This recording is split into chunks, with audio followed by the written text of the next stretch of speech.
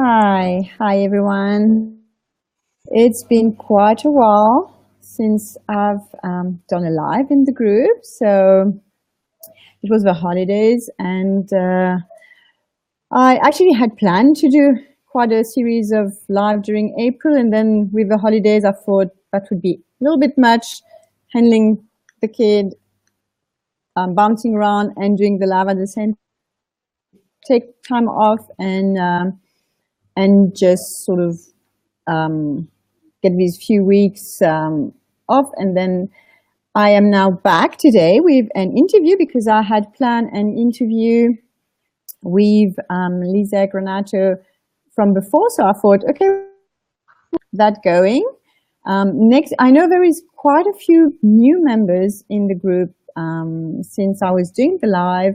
So next week, what I will do is I will go back into welcome live post without any topic, just to tell people, members, and then the ones who have been there for a while too, what the group is about and what we are doing here. But for today, I thought I would keep, as I had already planned, having Lisa over on the group. I would still go on and do the guest speaker. So I'm going to introduce you to Lisa. So hi, Lisa. Hi. Hello. Happy to have you. So Lisa is a licensed psychologist. She's been having a practice for the past 11 years. And would you like to say a few words about yourself? Sure. As you said, I am a licensed clinical psychologist. I do specialize in children. And in private practice, I have done a lot of sleep coaching with the families that I've worked with. But I really became passionate about sleep when I had my daughter, who will be 4 at the end of May. And I've kind of taken it outside of the practice at this point. And I'm starting to do a lot of sleep coaching outside of my private practice work. And it's just something that I really enjoy doing. I love helping parents to get the sleep that they need, because I feel like it's a trickle effect, and it affects, more than just sleep. It affects behavior. And I know, it impacts on so many things, doesn't it? Exactly. Yeah. So the sleep kind of has become the target area for me. Okay. So I'm going just to tell our listeners, if we have anybody on, that we try to figure out, we might have some tech with the sound. If in case that they are not hearing us properly, then they can just put a comment, and then we'll try and see how to sort that out. So just wanted to put this out there just in case things are not sort of going well on the other end. Right. So on your website, you have a little PDF document that I quite like, where you describe very simple steps that parents can take to get their children to have good night's sleep in a short period of time. Yeah. So we might, because time constraint that we have on the call, we might not be able to go on all your steps. I think you have 7.5 of them. But I thought we would go like on a few of them and tell us and give us some tips about. Is that okay with you? Yeah, absolutely. Absolutely. Okay. So your first tip is to keep a consistent bedtime and have a bedtime routine. So could you tell us a little bit more about that and why it's important? Yes, absolutely.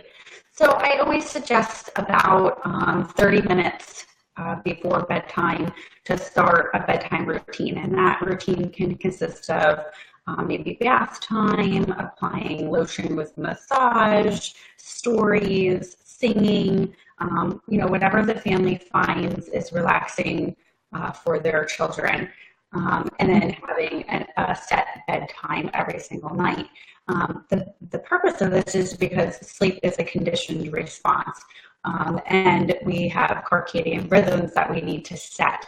So the beginning step of that 30 minutes is going to start to signal to that child it's time to go into relaxation and sleep is coming. And it makes it a lot easier for them to fall asleep, which obviously that's really important for sleep training. So the easier it is for them to fall asleep, the less likely they're going to give you a hard time about going to sleep because their body's ready. And they're ready because it does the exact thing every single night. It's really crucial for children as well as adults. Yeah, it's kind of conditioning the brain that we are going to. Exactly. Yeah. Okay. It conditions the brain. It sets the circadian rhythm in the body. It tells your body that it's time to go into relaxation and that sleep is coming very soon. And that's why I say about 30 minutes prior to start to do the same exact thing every single night. So it's having like a routine that fits the family and then keeping at it. Exactly. Yeah. And the more consistent you are with it, the more likely you'll find that it's a lot easier for your kids to go to bed because they're ready for bed. Their body is ready for bed because their body knows that that's the time that they go to sleep. Okay. And does that apply for any, when they are very little to older children? Absolutely. It applies for all ages. Even when I work with adults, I work on the same thing. Again, our bodies, have to be trained to fall asleep. And they have to be conditioned to fall asleep. So this is a crucial piece of that conditioning. So yes, all ages, it's very, very important. That's why a lot of times on the weekends, when you are out and about, you let your kids go to sleep a little bit later. They sleep a little later in the morning. And then come Sunday, they have a harder time falling asleep because you've gotten off of that schedule. So as much as possible, I even suggest on the weekends keeping the same exact schedule, the same exact bedtime and the same exact wake up time. And I guess the more children sort of, because all alike, are they? And some kids have like more trouble getting into that sort of sleep time. So the more they are having trouble, the better it is to sort of really stick to the routine and do that with them. Absolutely. Some kids can fall asleep anytime, anywhere, whereas other kids need a little, more help, a little bit of help, a lot of help. But definitely if they're struggling with sleep, that's when you want to make sure that you're being the most consistent. Right. Okay. So having an earlier bedtime, again, does that apply to the whole age spectrum, or is there kind of guidelines for like to follow for each age range? Well, it definitely varies. I would say up to the age of 3 years old, you want your kids getting about 12 to 14 hours of sleep at night. So I typically suggest a bedtime between 6 and 7:30, but it also depends upon the wake up time, what time they're waking up or what time they have to be up. If it's a working mom and they have to be out of the house by a certain time, what time do they have to be up? Because you want to make sure that they're getting that 12 to 14 hours. Up until the age of 3, I always say 12 is crucial as long as they're still napping, so that they can make up those extra hours during the day. Now, ages 3 through 6, typically they've kind of dropped the nap by that point. You want them having about 11 to 13 hours of sleep. So a bedtime of between 6 and 8 is okay. Again, it depends on what time they have to be up in the morning, what time you're waking them up in the morning, or what time they're naturally getting up in the morning, and that can kind of help you to set the bedtime. I can give you an example of sleep that they are having. That's what's important. Exactly. And I can you give me 2 seconds, Christopher? Yeah. Sure. Il peut faire trop ta pause là. Yes. Sorry, I've got a the gardener out and he was just raking the leaves. So I'm like, I'm not sure everybody is going to hear it because he was coming closer and closer. So I thought I'd rather just take care of that quickly. No Yeah, problem. so sorry, I cut you off. So yeah, it's more about the amount of sleep that we are having and just making sure that we are having this sleep in. Yes, exactly, exactly. So a lot of times when I work with parents on sleep training, I start with, well, what time are they waking up? And then from there, we can set a good bedtime for them. My daughter has always been a natural early riser. No matter what, she's always been an early riser. So she goes to bed at 6:30. And I've kept it at 6:30 because I know if I put her to bed at 7:30, she's still going to wake up at 6:30. So I make sure that I'm getting her the sleep that she needs by putting her to bed at the time that she needs to be in bed to get that 12 hours. Okay. And as they grow older, do we need to adapt So school age children, I would say like 7 and up. I would still say that they need about 10 to 12 hours of sleep. So they can go to bed later, but that really, again, depends on what time they have to be up in the morning.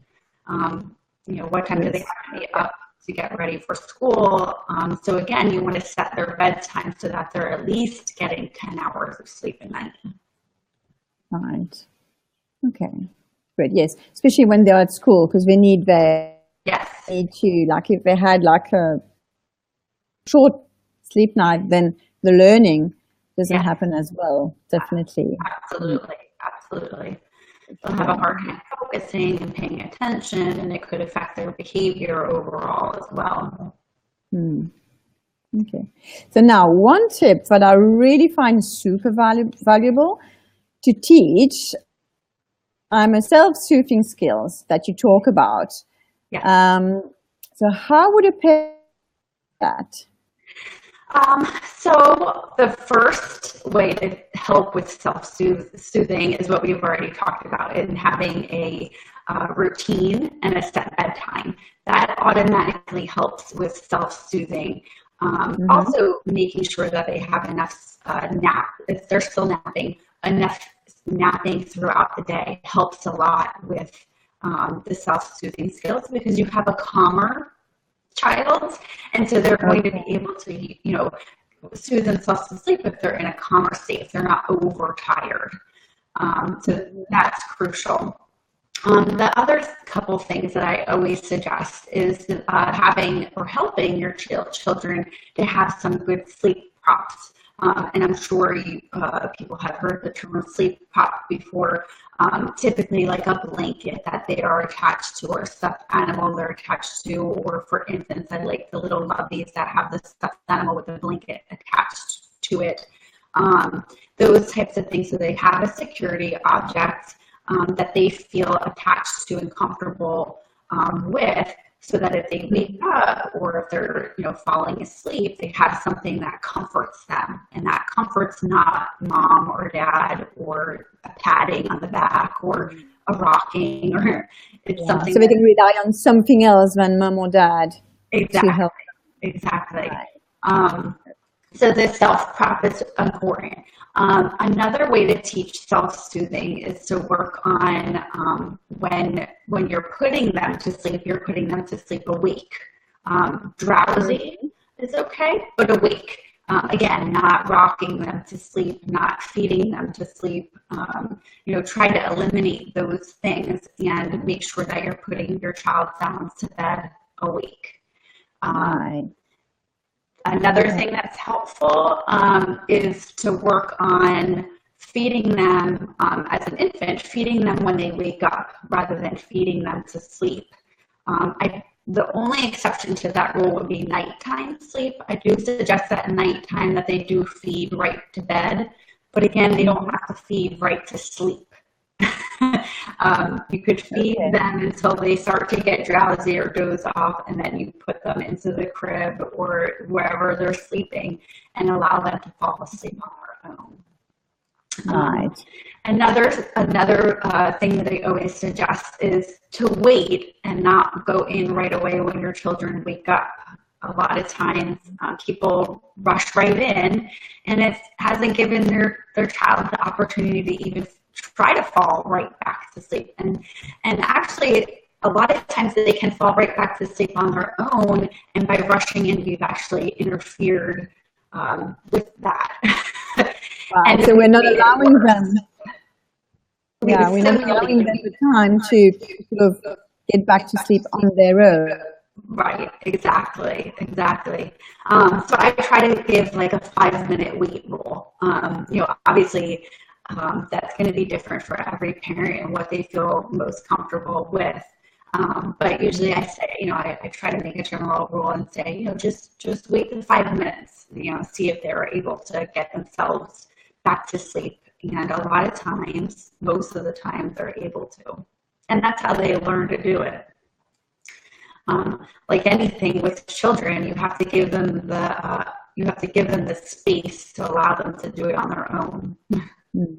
And would you have any advice? Because I know there are parents of infants in the group who are having trouble because I don't know if they've been in the habit of not self-soothe, and so they are having trouble going back to sleep, and they are crying, and the parents are hearing a whole lot of different advice. Some people are saying, well, you just have to go cry, and some others are saying just let the child cry and he's going to point anyway. So what would be your take on that, where with parents who are struggling with children having these self-soothing skills? Right.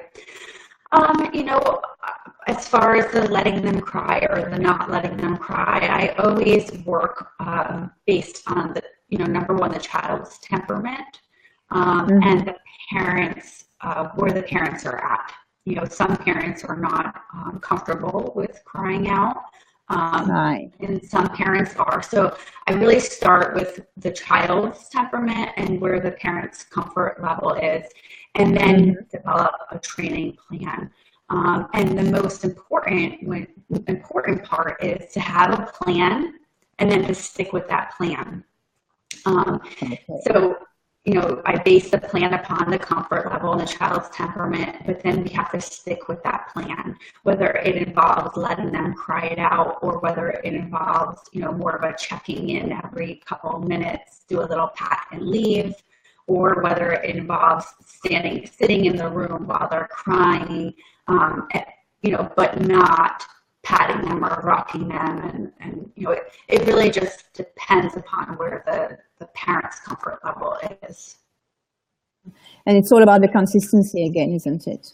Consistency is key. Exactly. Coming up with a plan and being able to follow through on it and be consistent with it is very important.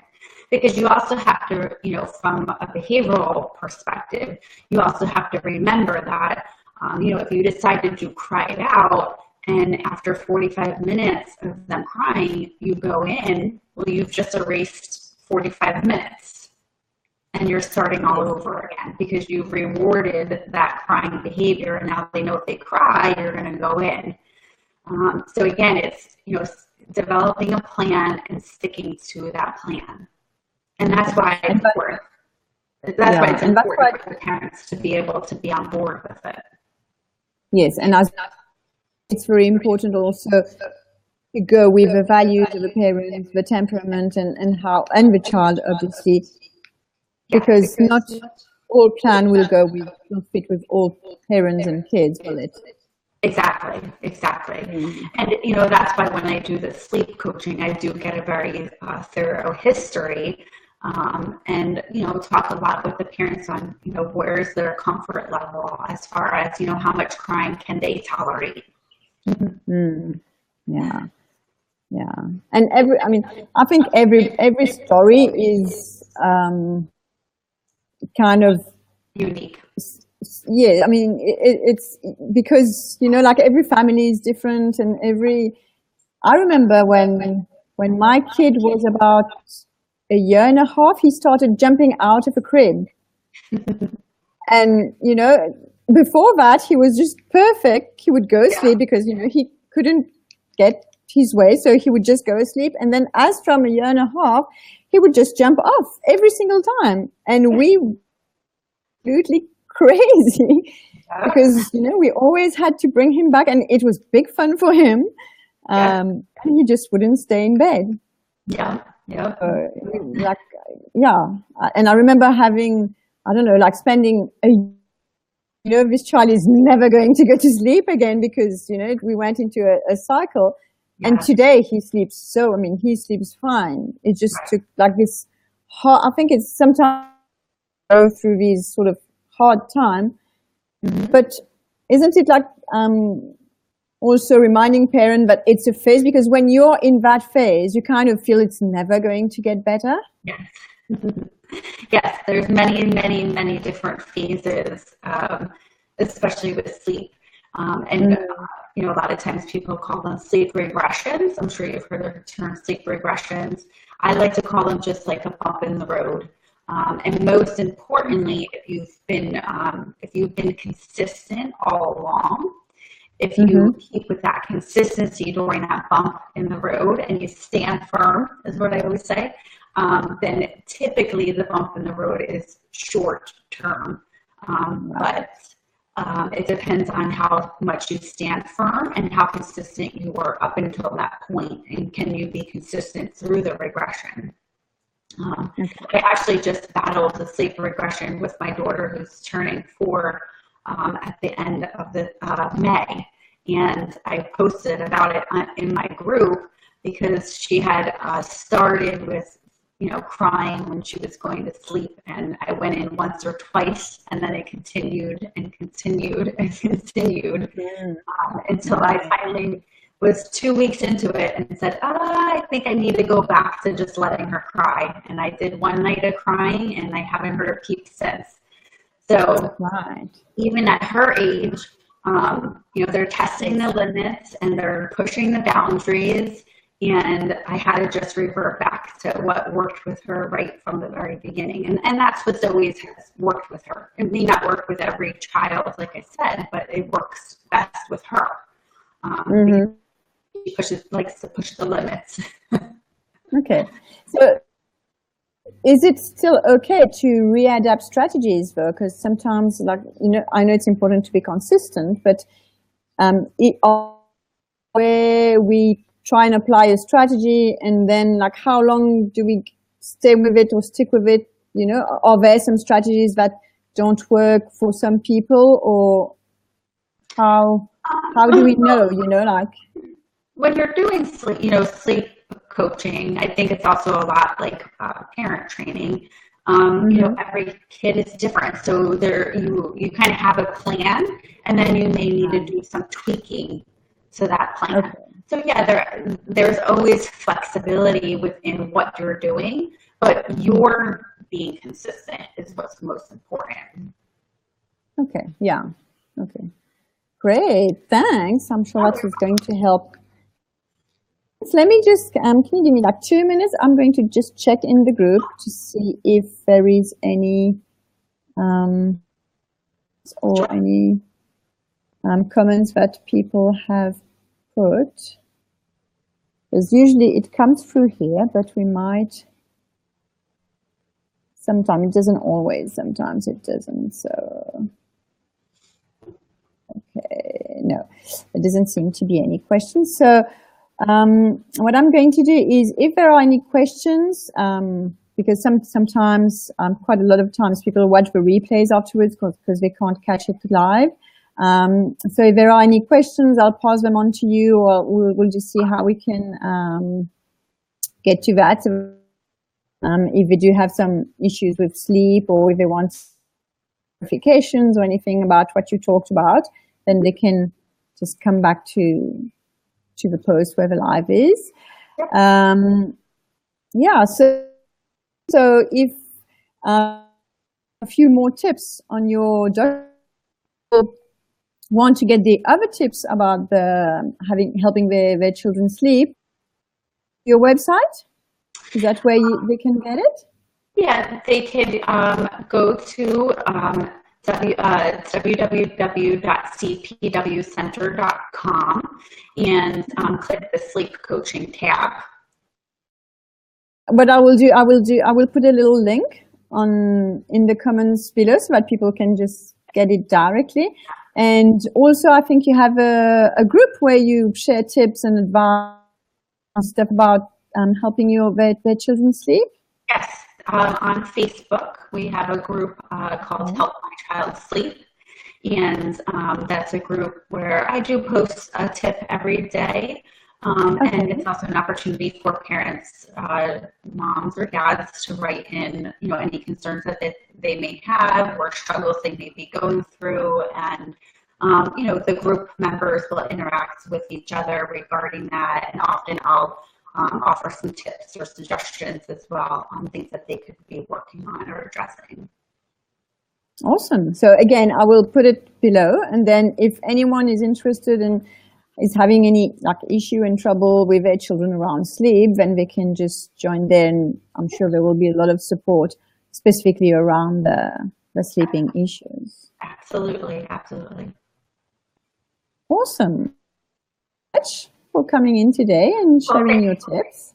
Thank you for having me. It was a pleasure. Great. So I'm always amazed because you are right on the other end of other side of the world. So you are starting your day, isn't it? Yes, I am actually. Yeah. So it's very well. I'm already kind of afternoon-ish. So have a great day. Thank you. Thank you very much. You too. Thanks again for being there. So bye everyone. It was great being live again, and I'll see you in the group. Bye. Bye-bye.